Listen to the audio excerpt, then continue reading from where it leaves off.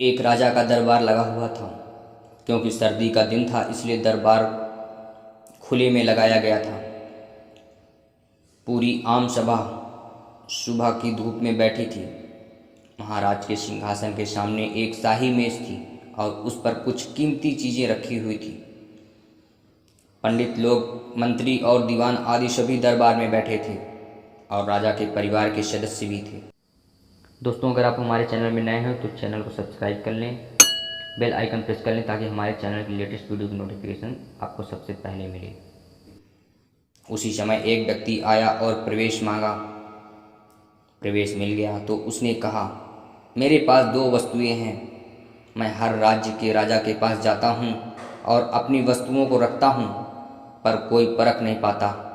सब हार जाते हैं और मैं विजेता बनकर घूम रहा हूँ। अब आपके नगर में आया हूँ। राजा ने बुलाया और कहा, वे कौन सी वस्तुएं हैं?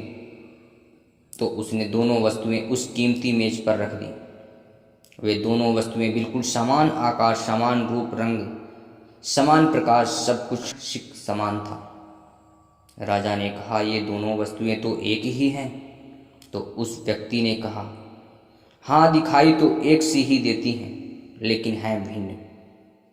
इनमें से एक है बहुत कीमती हीरा और दूसरा महज कांच का टुकड़ा है, लेकिन रूप रंग सब एक है। कोई आज तक नहीं परख पाया कि कौन सा हीरा है और कौन सा कांच का टुकड़ा। कोई परख कर बताए कि ये हीरा है और दूसरा कांच। अगर परख खरी निकली तो मैं हार जाऊंगा और यह कीमती हीरा आपकी तिजोरी में जमा करवा दूंगा। पर शर्त यह है कि यदि कोई नहीं पहचान पाया तो इस हीरे की जो कीमत है उतनी धनराशि आपको मुझे देनी होगी। इस प्रकार से मैं कई राज्यों से जीतता आया हूँ। राजा ने कहा, मैं तो नहीं परख सकता। दीवान बोले, हम भी हिम्मत नहीं कर सकते क्योंकि दोनों वस्तुएं बिल्कुल समान हैं। हारने के डर से कोई हिम्मत नहीं जुटा पा रहा था क्योंकि हारने पर पैसे देने पड़ेंगे, पर इसका कोई सवाल नहीं था क्योंकि राजा के पास धन तो बहुत था, पर राजा की प्रतिष्ठा गिर जाएगी, इसका सबको भय था। कोई व्यक्ति पहचान नहीं पाया। आखिरकार पीछे थोड़ी हलचल हुई। एक अंधा आदमी हाथ में लाठी लेकर उठा। उसने कहा, मुझे महाराज के पास ले चलो। मैंने सब बातें सुनी हैं और यह भी सुना है कि कोई नहीं परख पा रहा है।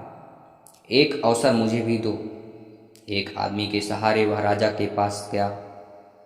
उसने राजा से प्रार्थना की कि मैं तो जन्म से अंधा हूँ, फिर मुझे एक अवसर दिया जाए जिससे मैं एक बार अपनी बुद्धि को परखूं और हो सकता है कि सफल भी हो जाऊं, और यदि सफल ना भी हुआ तो वैसे भी आप तो हारे ही हैं।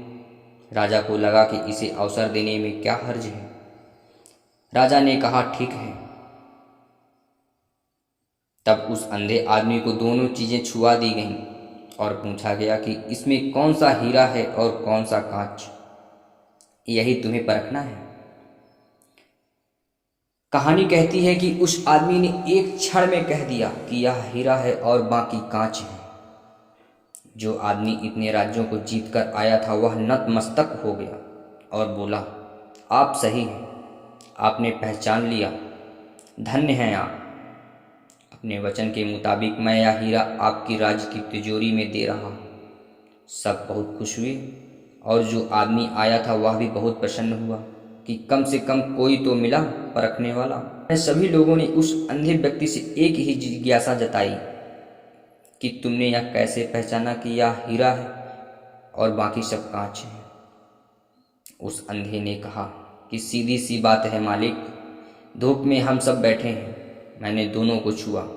जो ठंडा रहा है वह हीरा है, जो गर्म हो गया वह कांच। जीवन में भी देखना, जो व्यक्ति बात बात में गर्म हो जाए, क्रोधित हो जाए, गुस्सा हो जाए, उलझ जाए, वह व्यक्ति कांच है, और जो व्यक्ति विपरीत परिस्थिति में भी रहकर ठंडा रहे वह व्यक्ति हीरा है। दोस्तों, अगर आपको यह कहानी पसंद आई तो वीडियो को लाइक करें, चैनल को सब्सक्राइब करें और बेल आइकन प्रेस करें। और भी मोटिवेशनल ऐसी प्रेरणादायक धार्मिक कथाएं सुनने के लिए आपको हमारे डिस्क्रिप्शन में लिंक दी गई है।